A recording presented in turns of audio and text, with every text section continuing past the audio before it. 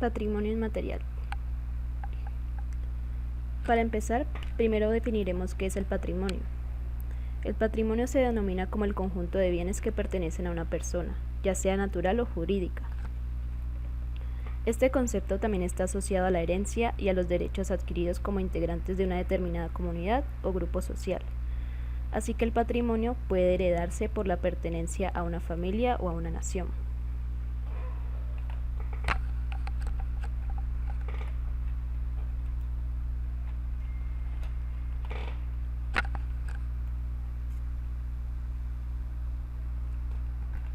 En este caso, hablamos del patrimonio cultural, que es el conjunto de bienes materiales e inmateriales que constituyen la herencia de un grupo humano, refuerzan emocionalmente su sentido de comunidad con una identidad propia y que ayudan a los demás a percibir las características que conforman esos grupos. El patrimonio cultural, como producto de la actividad humana, se hereda, se transmite, se modifica y se optimiza de individuo a individuo y de generación en generación. El material se compone de los bienes muebles y los inmuebles, también como los naturales, que forman y tienen un valor cultural e histórico para una comunidad, territorio, pueblo o nación. Los bienes inmuebles, ya sean los monumentos, edificios, yacimientos arqueológicos o los lugares, y los bienes muebles, que son las obras de arte o las piezas de interés arqueológico. Las naturales vendrían a ser los escenarios naturales como montañas, lagos, grutas o etc. Para tener en cuenta, el patrimonio material es lo que percibimos con nuestros sentidos, ya sea porque es tangible, que lo tocamos, lo vemos, lo podemos oler, lo podemos escuchar, lo podemos sentir. Uno de los ejemplos de patrimonio material, para no ir muy lejos, aquí en Cali, vendría a ser el barrio y la capilla de San Antonio de Cali, que desde el año 1997 es considerado monumento nacional, ya que es uno de los barrios más antiguos y tradicionales de la ciudad. La identidad cultural de la ciudad se ve reflejada en las casonas viejas con su contenido estético y la variedad de estilos que posee este barrio. Otro patrimonio inmaterial en Colombia vendría a ser el Parque Nacional de los Cátivos, que es declarado en 1994 como Patrimonio Natural Cultural Mundial de la UNESCO, debido a su importancia en el intercambio de fauna y flora entre Centro y Suramérica. Otro de los platos típicos de Colombia, que es considerado patrimonio material, es la bandeja paisa.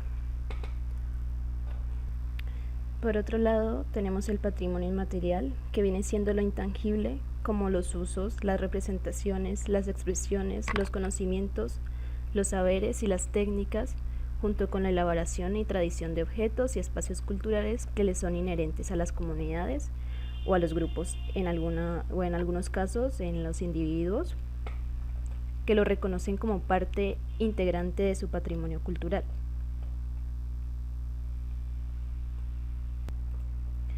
El patrimonio inmaterial son los saberes que heredamos de nuestros antepasados y que son transmitidas a nuestros nuevos descendientes, como tradiciones orales, artes del espectáculo, usos sociales, rituales, actos festivos, conocimientos y prácticas relativos a la naturaleza y el universo, y saberes y técnicas vinculados a la artesanía tradicional.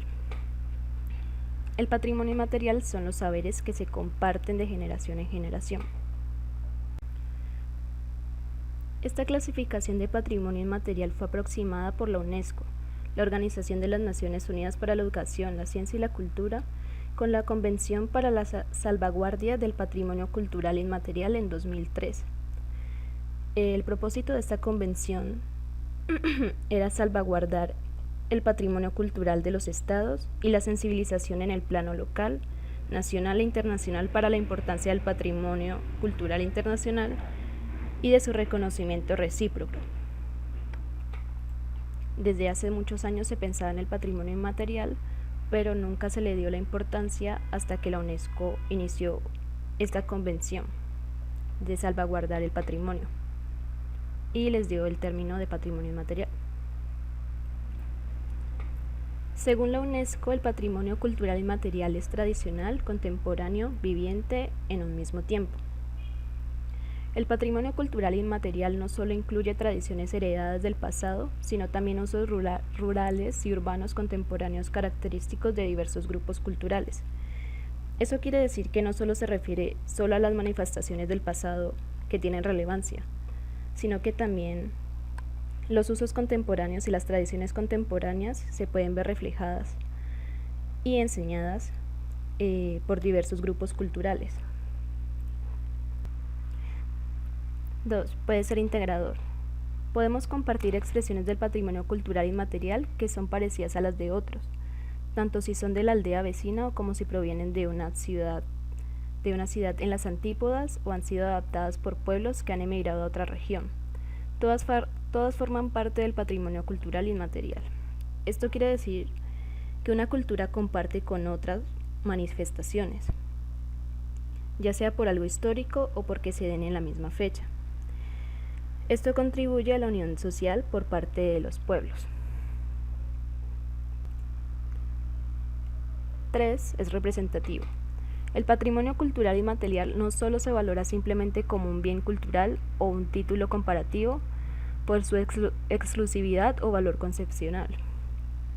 Esto quiere decir que prosperan las comunidades gracias a los que comparten estos conocimientos y saberes de tradición, las técnicas o las costumbres que se transmiten de generación en generación. 4. Basados en la comunidad. El patrimonio cultural inmaterial solo puede serlo si es reconocido como tal por las comunidades, grupos o individuos que lo crean, mantienen y transmiten. Sin este reconocimiento, nadie puede decidir por ellos que si una expresión o un uso determinado forma parte de su patrimonio. O sea, la comunidad tiene que identificar su patrimonio, hablarlo y saber si lo representa o no. Según la UNESCO, el patrimonio inmaterial se manifiesta en los siguientes ámbitos, que son las tradiciones y expresiones orales. Son todas las formas habladas en las que se transmite valores culturales y sociales, así como conocimiento que pasa de una generación a otra y ayuda a construir la memoria colectiva.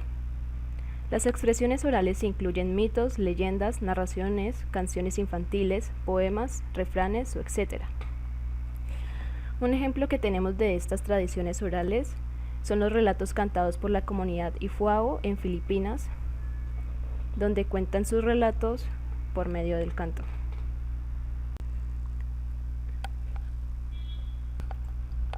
Artes del espectáculo. Incluye la música, bailes, obras de teatro, poesías cantadas, etc. Este tipo de manifestaciones muchas veces sirven para contar la historia de una comunidad.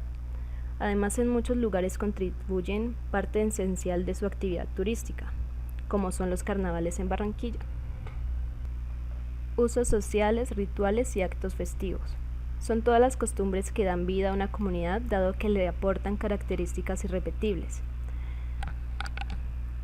Generalmente estos rituales han sido creados para señalar un acontecimiento importante de un lugar, un cambio de estación, una etapa de la vida, etc. Por ello son indispensables para la construcción de la identidad individual y colectiva.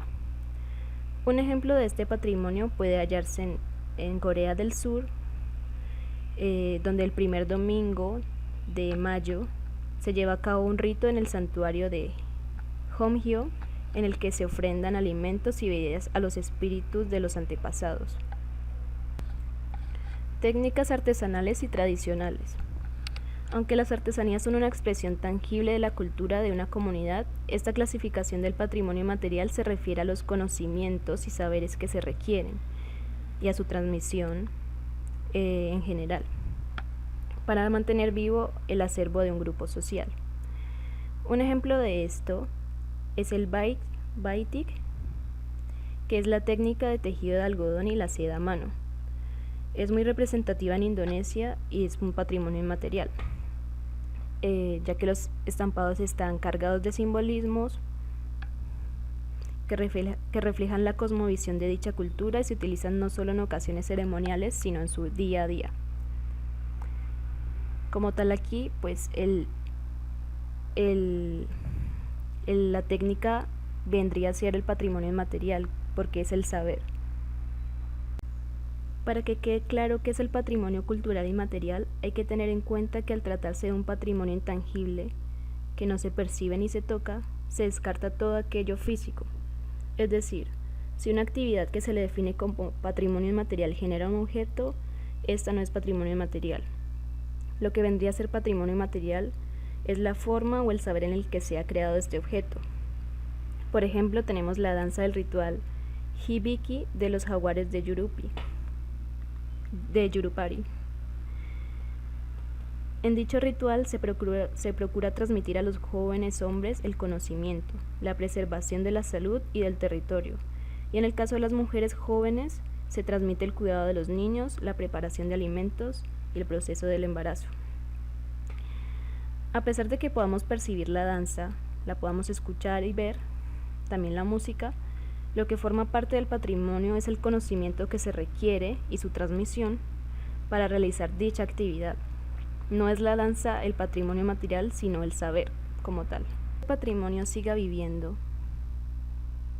que este patrimonio siga viviendo no solo se le debe documentar, también tiene que enseñarse, recrearse continuamente y transmitirse de generación a generación.